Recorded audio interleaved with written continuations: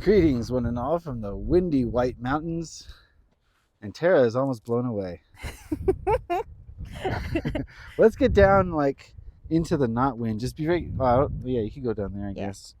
Into the not wind here. Okay. Yeah. Well, we're back with another spiritual walk and chat. We're gonna talk about today's or this week's spiritual stuff. Yeah. While we're out here. While we're out in nature, absorbing the grounding vibrations. Gonna need it after that channeling. Oh, the channeling. Woo! We did something controversial, I guess some would say, but I just wanted to do away with the politics and just speak to the higher self, and that's what happened. How did you feel after that one?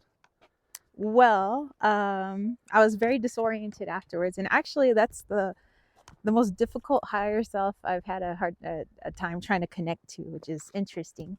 Normally it's not that difficult, but I had to try several times to get the higher self. It was still guarded the whole time, but it was definitely not wanting to do a direct channeling. Okay, so it didn't want just any Yahoo tapping in, huh? Yeah. So that was woo. All right, so you finally think you got to the real higher self? Yeah, I do. I mean, because oh, hey, resin. So it was like every time I tried to connect to the higher self, I'd see glimpses of it, and then this wall would come up. So I knew that every time I saw it that was the thing. So I was trying to connect to that thing that I kept seeing. And finally, real careful here. It was like an okay, but I'm gonna be guarded. All right, but we still got to channel it, I guess. Yes, which is, I guess, also what people have asked. They said,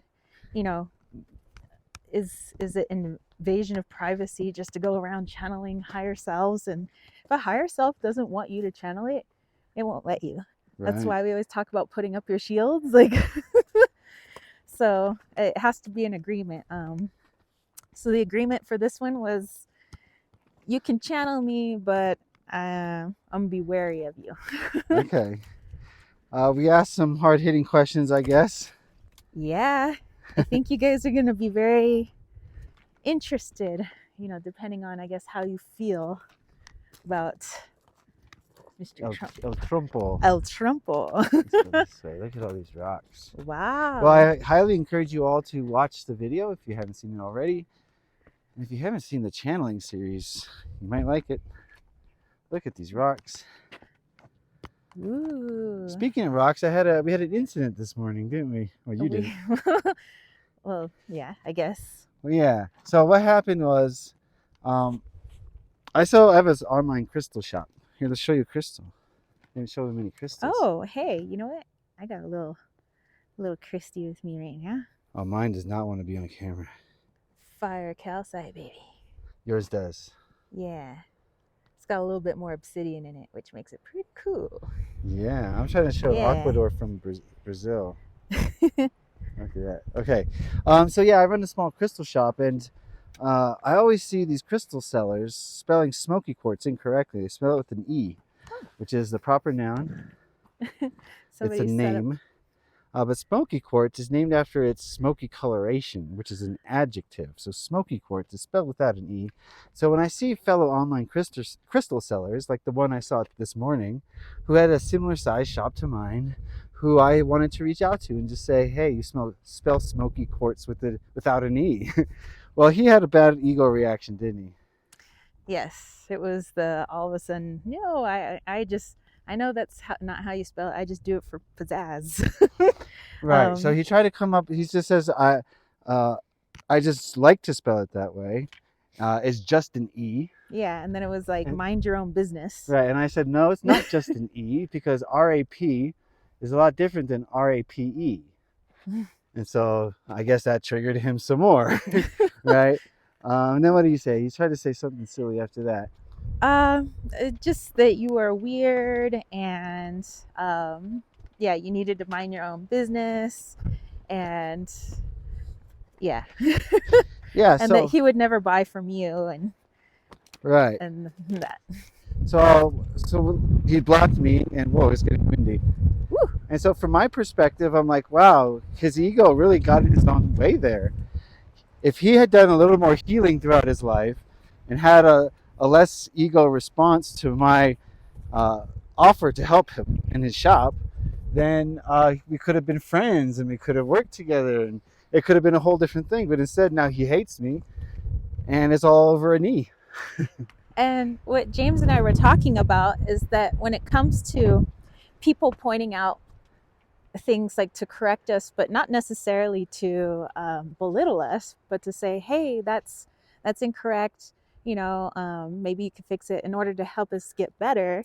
I think it's a shadow that a lot of people just have because of the school programming system. You hit the nail on the head. She's an ex-teacher, so she knows the trauma that we have to go through at the school level. Yeah, that, it's not about the kids wanting to just genuinely improve themselves.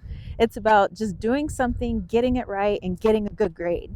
And if you don't, you're going to get yelled at by your parents, you're going to get yelled at by your teachers, you're going to get made fun of maybe. Right. And so people have this trauma of every time somebody points something out that might be incorrect, it's like that teacher trauma again. Like, right. No, I don't want to be incorrect, Otherwise, it makes me a bad kid or a dumb kid or something. Oh, that's what it was. He said, and I was just trying to help him. I just wanted to help him not seem less educated about the things he's selling, right? If you're spelling the name wrong of the thing you're selling, you may not know that much about it. Why should we trust you? So it's hurting his shop, in my opinion. That's the perspective I was coming from. And then he said, who cares how you spell it? And I was like, would you buy quartz from someone who spelled it Cuarts? And then that really triggered his ego. Then he seemed like he got upset after that. Yeah. So, we were just talking about, that in general, that if a entity or whatever wanted to have a slave race, make sure that race is programmed to never want to improve itself, to never want to learn. Right. This create trauma surrounding so learning. Much trauma that they will recoil in horror anytime anybody points out any flaw. Right. Which is why we do all this healing stuff. We say, heal that freaking trauma, release yourself of that prison so that your ego doesn't recoil in horror and prevent you from expanding, growing, and even maybe making new friends. Exactly. And that just made me think, as far as crystals go, we're attracted to the crystals that we resonate with. This guy hasn't done much healing. It doesn't seem like. I don't want to judge, but it seems like he hadn't done that healing in that area at least. And so he's attracting crystals kind of that resonate with him. So, and then people are buying crystals from him. I suppose they also resonate at that level, but I don't know. Just make sure when you buy a crystal, you resonate with the person. I think that's the motto here. Yeah, basically just tap in. That's why it's so good to meditate, understand your own energy, so you can understand when you're around an energy that you really connect with. Speaking of rocks, Tucson. Oh yes. We were showing off those lovely rocks to you guys earlier, like this one, fire calcite. Well, let me try again with this aquador. Hold on, I'm really gonna get this one this time. So this is my my third Tucson. It's my third Tucson. Yes, your third. Yes. And of course, surrounded by lots of lovely crystals, but there always seems to be a theme. The 3 times that I've been there, there seems to be a theme, and all these vendors, they're not like best friends, so they don't. It's not like they say, "Oh, I'm going to bring these crystals this year. What crystals are you going to bring?" Like they don't. They just bring whatever they think is going to sell or whatever. But it seemed like the theme was heart-based. All these green crystals, pink crystals, heart healing crystals, heart opener crystals. It was like, what the heck? Whereas the year before it was protection and grounding crystals. And it seems like whatever is needed by the collective consciousness, that's what's showing up. The crystals, they know where their job is required, their energy is required. And they can't get up and walk around and say, hey, hello, you need me. They, basically are putting out the energy to people saying, dig us up. Right. So, we can move. Yeah. Crystals are masters of synchronicity. They're 2D bodies, don't have arms and legs and mouths and stuff, but their consciousnesses, most of them, are much higher dimensional. So they're masters of synchronicity, where they can basically think a thought and then make it happen in 3D. almost to their own will and timing. Yeah. So like Tara's saying, if they're ready to be worked with, then they'll have people come dig them up. So it's like all the crystals came together and like, you know what? These humans have These lost humans it. need some heart help. Yeah, these humans need some heart help. Maybe some third eye help next year. I mean, it's time to see through some deceptions, I think. But maybe I'm ahead of the curve. Maybe they need healing from the last thing first. But yeah, so Tucson was a lot of fun. It seemed like vendors were a little more pushy than usual. Well, you know, But, times are a little tough in Yeah, times are tough a lot for of these countries. guys. Yeah, so support your local vendors. Everyone's struggling, I guess. At least that's the perception that they choose to believe. Yeah. And then, yeah, Tucson was fun. Yeah. So brought home some goodies. Oh, Desert Cauldron. The shop's going to have a lot of cool a lot stuff. of different stuff this time, but stuff that I thought magical practitioners and those that are on a healing journey are really going to appreciate. So, and they're always handpicked, you know, by us. So we're not just like, I'll just take all of these. It's like, no, I want this one and this one. You know, you pay more when you have to do that too. So we take a financial loss, but it's worth it. It's worth it. It's gonna help somebody. So yeah.